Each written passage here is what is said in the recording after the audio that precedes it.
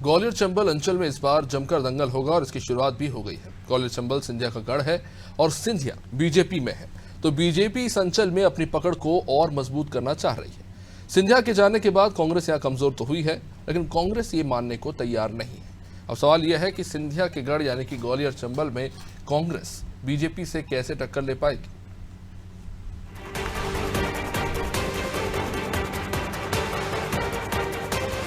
दिग्विजय सिंह के गढ़ राघवगढ़ में गरजने के बाद कुछ इस अंदाज में सीएम शिवराज सिंह और केंद्रीय मंत्री ज्योतिरादित्य सिंधिया ने ग्वालियर चंबल में हुंकार भरी। नेता प्रतिपक्ष डॉक्टर गोविंद सिंह के गढ़ लाहार में शिवराज और सिंधिया ने जनता को सौगातें तो दी ही, लेकिन उनके निशाने पर कांग्रेस रही। जाहिर है कि ग्वालियर चंबल वो अंचल है जहां 2018 में बीजेपी को नुकसान हुआ था। नतीजा ये रहा था कि कांग्रेस सरकार बनाने में कामयाब रही थी, लेकिन उस वक्त सिंधिया कांग्रेस में थे और अब वो बीजेपी में है। लिहाजा बदले समीकरणों का बीजेपी फायदा लेना चाहेगी। यही वजह है कि बीजेपी सिंधिया के गढ़ ग्वालियर चंबल अंचल में ज्यादा से ज्यादा सीटें जीतने पर फोकस कर रही है। तो आप बताओ मुझे कि आने वाले नवंबर में जब वही चेहरे आएंगे जिनको आपने 7 बार देख लिया,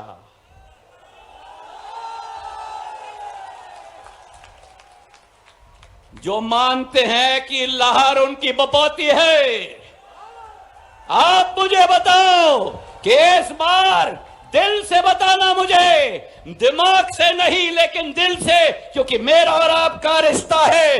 भारतीय जनता पार्टी का प्रत्याशी कोई भी हो, आप तैयार हो परिवर्तन के लिए।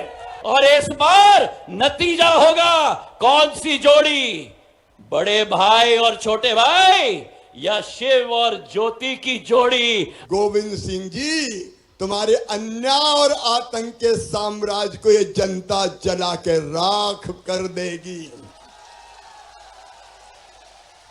बरसों बरस हो गए, 7 बार, लेकिन लाहौर के लिए कोई क्या किया कांग्रेस ने बता दे।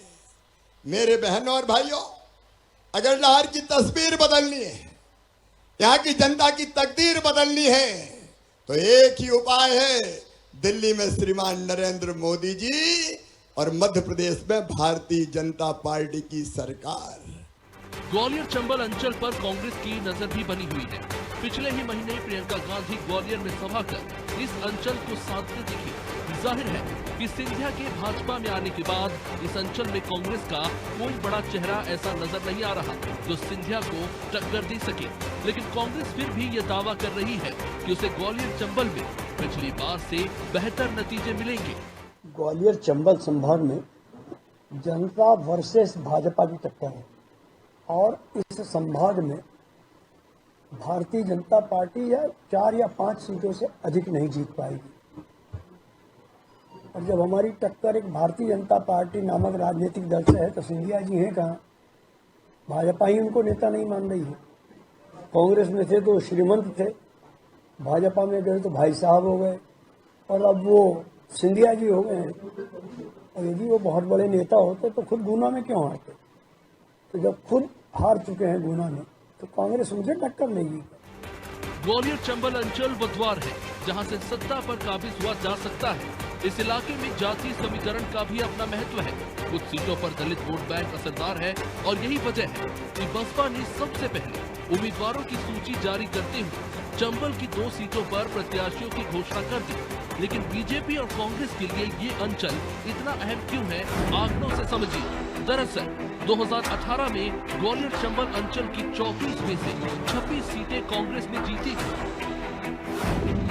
जबकि बीजेपी के खाते में 7 सीटें ही आ पाई।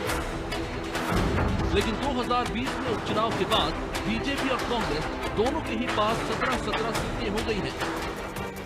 ऐसे में अब बीजेपी सिंधिया के सहारे इस अंचल में अपना दबदबा और बढ़ाना चाह रही है, वहीं कांग्रेस के सामने चुनौती बढ़ती जा रही है।